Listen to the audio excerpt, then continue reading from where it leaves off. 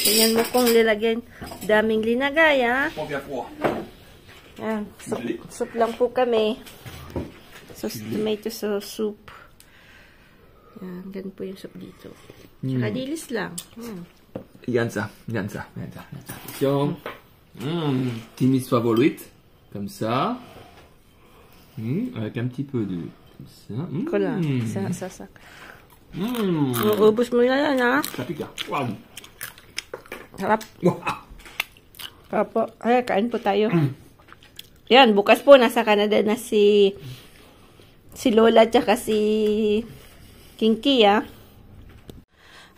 Mahangin at maulan na araw po sa amin. So, medyo, at least, kailangan po namin ng ulan.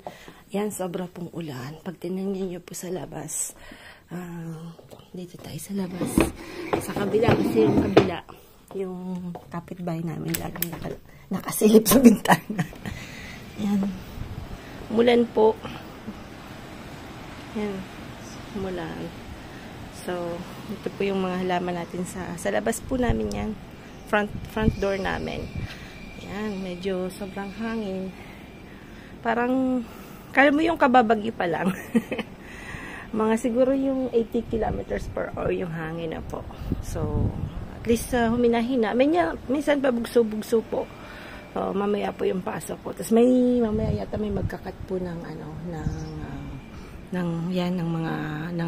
sa kabilang bahay. Kasi po pag dito, pagka yung puno po sa kanila, sila po yung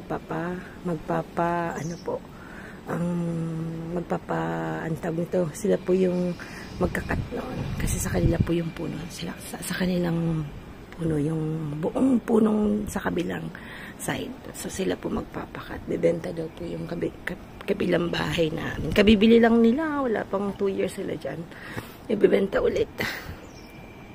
Magkakaroon tayo ng panibagong kapitbahay. Grabing ulan.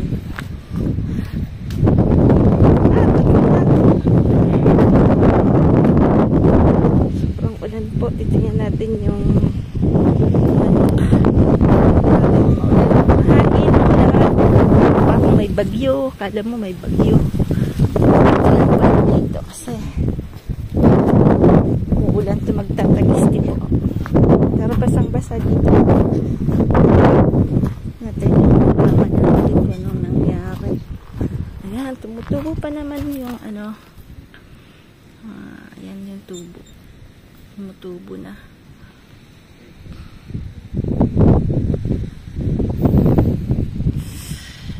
Maulan. Ako pong paglilinis. Yan yung itlog. 3 everyday. Ayan. Medyo sobra pong humidity kasi masyadong umuulan. Umuulan po. Hindi naman yung gaya ng ulan ng tropical na po. Pero syempre mahangin, maulan. Parang yung bagyong tas sige pa pong tagiste ang tawag sa Bicol. No? Sige pa yung parang ulan na, yung maliliit lang na ulan. Kaya lang dito malamig po kasi winter. So sa labas malamig po. Ulan po, maulan.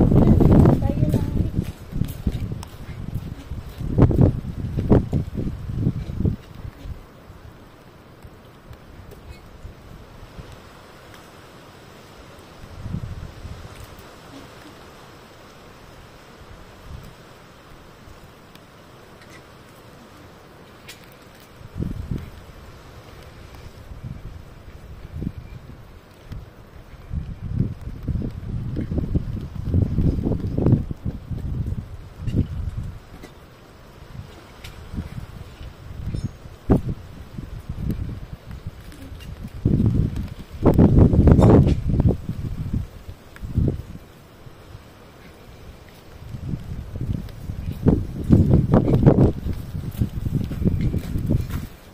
Malamig po. Sobrang lamig.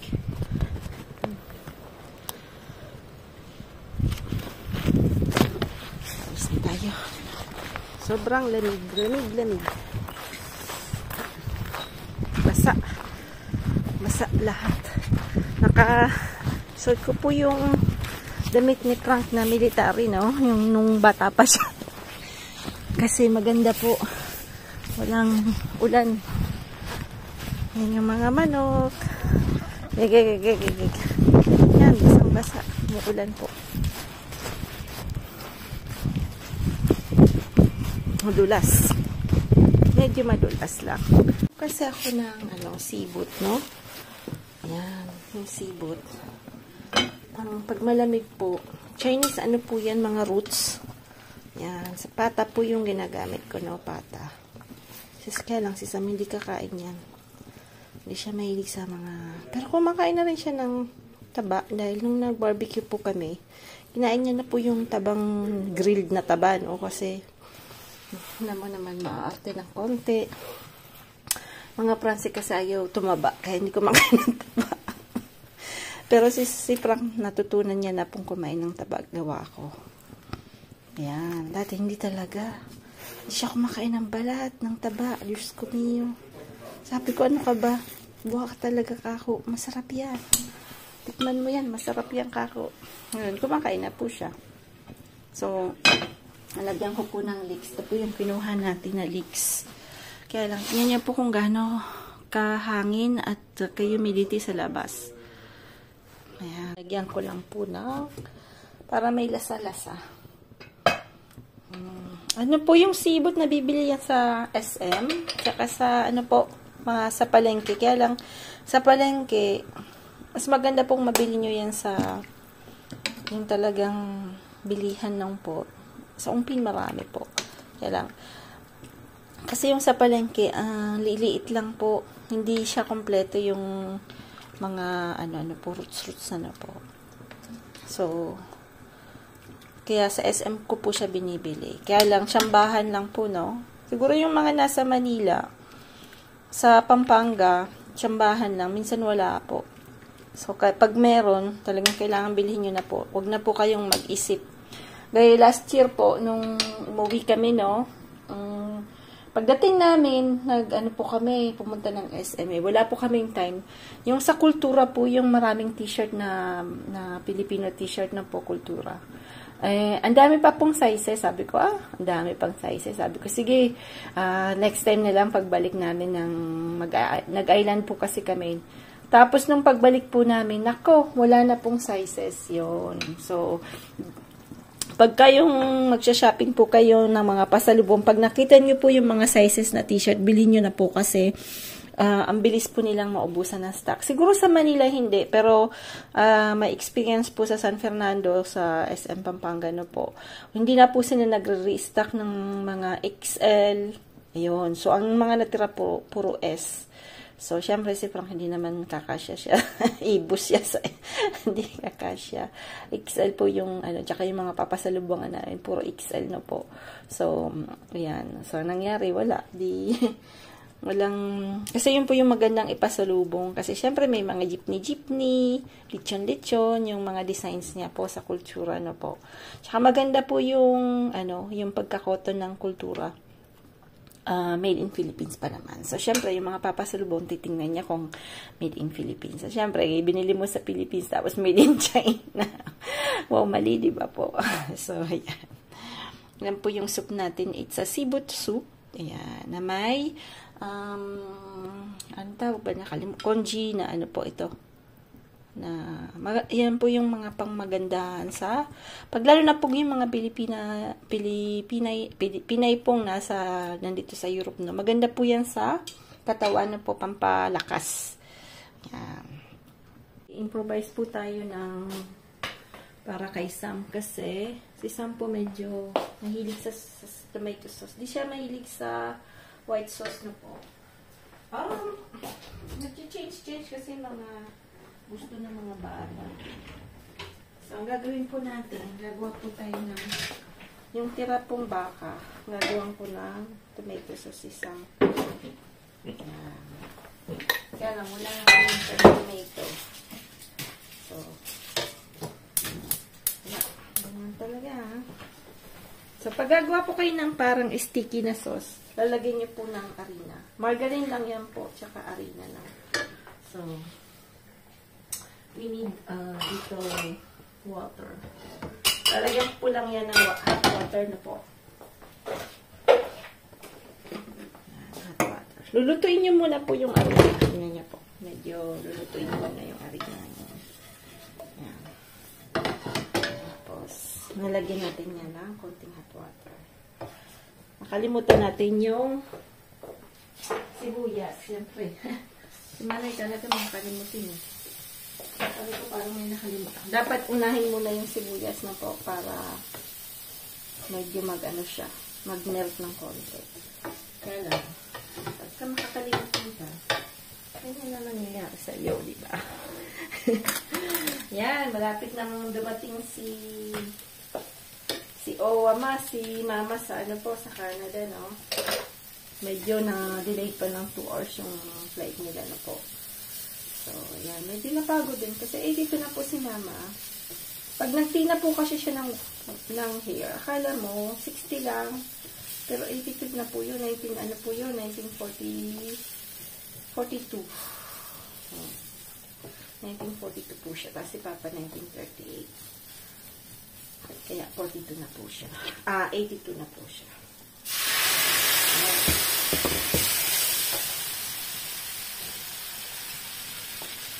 Yan. So, wag pong masyadong madami agad yung water na po. Kasi lang. Yung ano po yan, para wala pong buo-buo. Para wala po siyang lalagyan natin ng tomato sauce.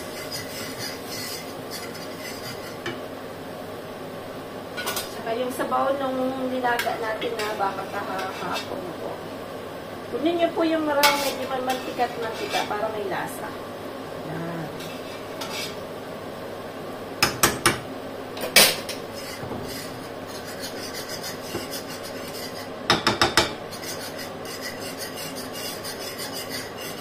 Lalagyan din natin yan ng konting chicken cubes. Para maluto siya.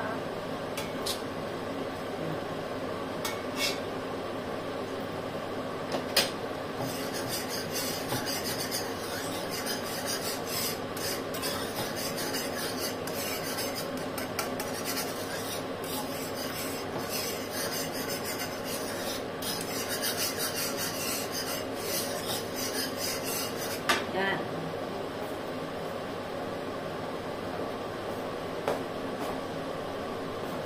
Tapos, ang gagawin natin po, kakat natin tong beef into pieces na po. Pieces. Medyo ikakat lang natin yung, balik dito tayo sa kabila. Kabila.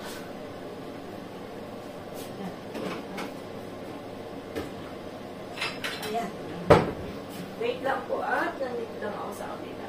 Patagal lang. Para din.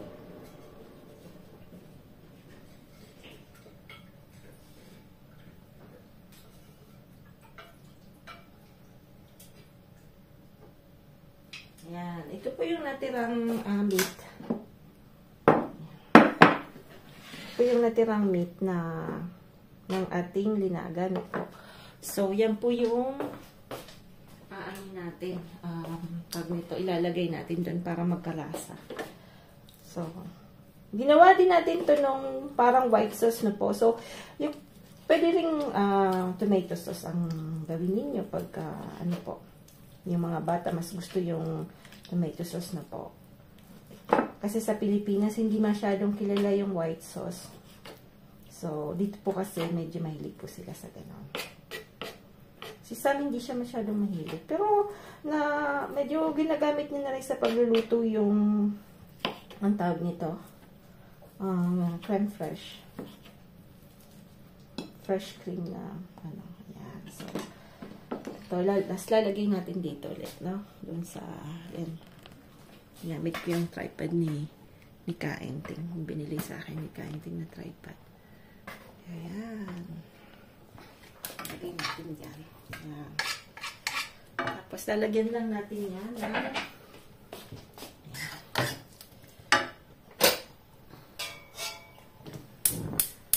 Hindi pa rin. Hindi na pala.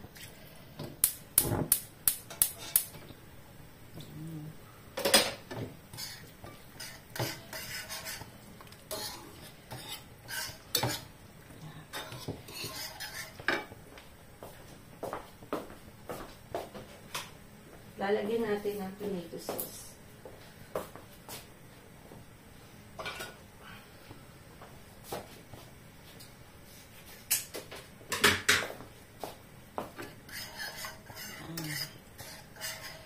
Sam kasi mas mahilig siya sa tomato sauce. Kanya-kanyang hilig talaga. Si Osh, mas gusto niya, paborito niya pareho. Mas wala siyang preference. Yan. Ano yung ating tapos ano lang tayo. Magpapasta. Nalagay lang niya sa pasta yan. Para lang magkaroon ng lasa na po. So,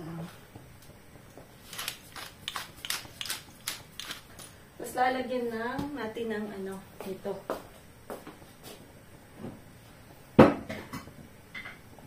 At natin ito ng maliliit.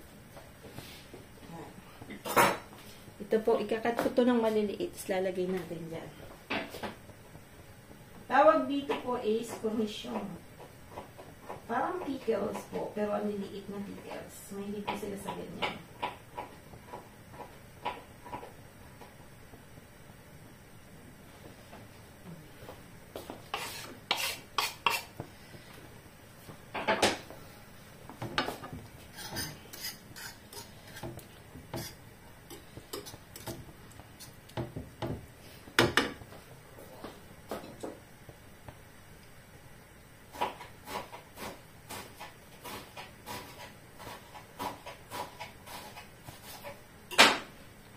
Lagyan natin ng konting fresh onions. Yan. Ano na yan?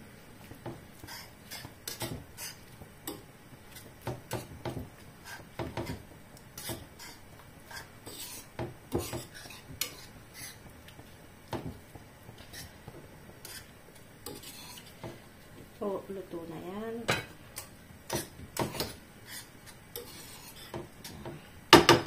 Tikman natin kung masarap. Kasi baka hindi masarap. Tago tayo pag hindi masarap. Nalagyan natin ng konting Knorr cubes. Yan. Kasi para may lasa na po. Talagyan po natin ulit ng sabaw ng baka. Para may sauce. Yan. Pag may anak ka talaga po, syempre yung pag nag-schooling po sila, syempre gusto ko po pag uwi nila medyo kakain din sila na po kasi syempre pag Wednesday po kasi walang afternoon school ang mga bata sa France. Yan. Pero pag university, iba na po pag nasa university na po kayo. Pero yung mga nasa high school tsaka elementary na po, wala po silang pasok pag afternoon. Parang off nila ng Wednesday afternoon.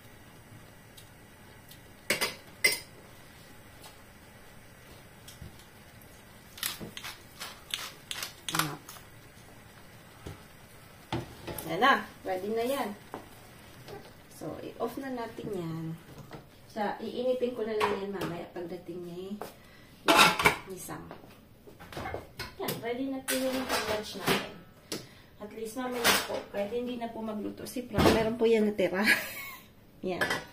May tira na yan. Ayan. Bon appetit! Tortang talong lang po tayo. At pag-awaiting na po siya. Sila. Ano lang, nilagyan ko po siya ng ham na may binibenta po kaming ham sa store namin na po. Yung una pong tinatanggal, kasi 63 euro po ang kilo noon. Imagine that. Tinatanggal po nila yung unang, yung sa dulo. Binibenta yun medyo mas mura. So, ang ginagawa ko, bumibili po ako kasi mas malasa po siya, no? Ano po yung tawag nila is jambong muntan, ibirik. Ayun. Ang tawag nila ay jambong talong. Yung sa talong po, yung sa una nga, at saka sa dulo, mura po yung benta nila. So, sabi ko makatikim nga ng ham na mahal. Ibirik yung tawag nila sa ham na yun. Yan. Kaya lang, wala na kami sibuyas. Nakalimutan bumili ni Frank na sibuyas. So, ano na lang, toyo mansi lang tayo ang aanahin natin. Ang ating sasawsawan, no po. So, ito kay Sam. Tapos kami naman gumawa para hanggang mamaya pong gabi.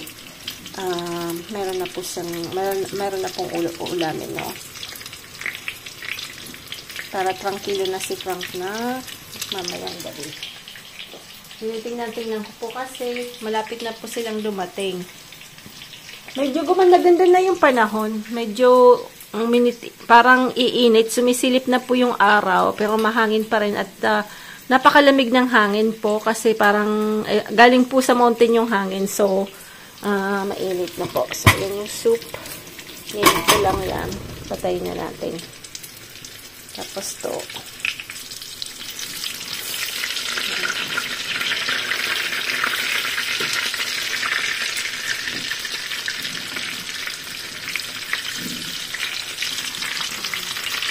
Nigyan ko lang po ng ng sibulyino yung itlog na po. Yan.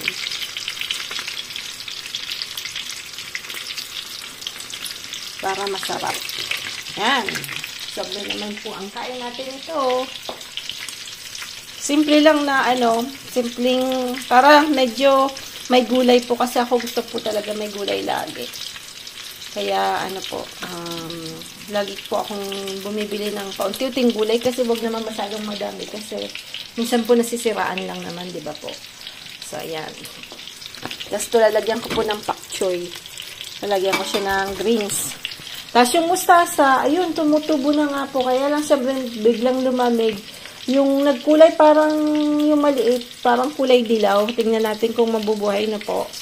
Pero sa tingin ko, anong huling lamig na to, no? Tapos, na po, malapit na po kasi mag-spring na po. So, ayan, medyo po, pa-spring na rin naman. So, sana nga mabuhay yung tinanim natin na mustasa. Naman tayo ng crepe for tag nito sa ating mga colleagues. Meron po kasing aalis. Yung sa work ko po, meron pong aalis na colleagues. So, yan. Almost 3 days pong maulan, mahangin. At least, kailangan din po namin ng ulan. So, maganda rin po sa lugar namin na umulan na po. And today, very sunny po. Parang walang nangyari. Ayan, ganito po talaga lagi dito mainit. Yan. Pero medyo malamig pa rin po sa labas, mga around 7 degrees, 10 degrees. Hanggang paghapon siguro nag-15 degrees. Pero pag umaga, malamig po. Ayan, so back to the crepe.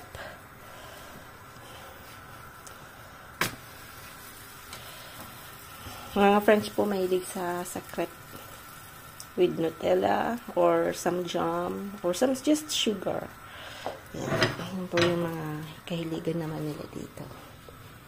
So, tingnan po si Mama sa Canada, no po. Siguro alam mo pagka yung ang biyahe nyo ganon malayo, pagod din po yun, jet lag. Kahit kami po pagka umuwi kami ng Pilipinas, sobrang pagod din po kasi syempre yung stress po, lalo na po syempre na-stress ka na baka mamaya may nakalimutan ka na ganyan-ganyan. At saka yung nakaupo kang 14 hours sa plane. Minsan may din po, may turbulence. Minsan nakakatakot din po. So, siguro nung pagpunta nila, nung dumating po sila, nakita ko pong medyo jet lag si Mother, no? Kasi 82 na rin po si Ma'am. Pero mag-i-enjoy po yun kasi ang dami po nilang ipapasyal po sila ng dalawa kong sister sa Canada na po. So, nakabook na po yung mga pupuntahan nila. Alam mo naman, syempre, si Mama. Spoiled yan. Syempre. Nag-iisang magulang na lang namin at saka ang dami niya pong sacrifices sa amin. Dami niya pong sobra-sobra po yung sacrifices ni Mama sa aming magkakapatid. Alam po yan naming 6 na po. So, halos lahat po talaga siya yung kumbaga yung kakainin niya na ibibigay niya pa sa mga anak niya, ganun po siya. Yan, ganun po si Mama. So, Kaya lahat po kami magkakapatid, kahit kami inaano talaga namin na makauwi kami, na sila ate din sa Canada na maanuhan nila si mama kasi sobra po talaga yung sacrifices ni mama sa amin. Ayun, yung pagmamahal niya sa amin magkakapatid, grabe talaga.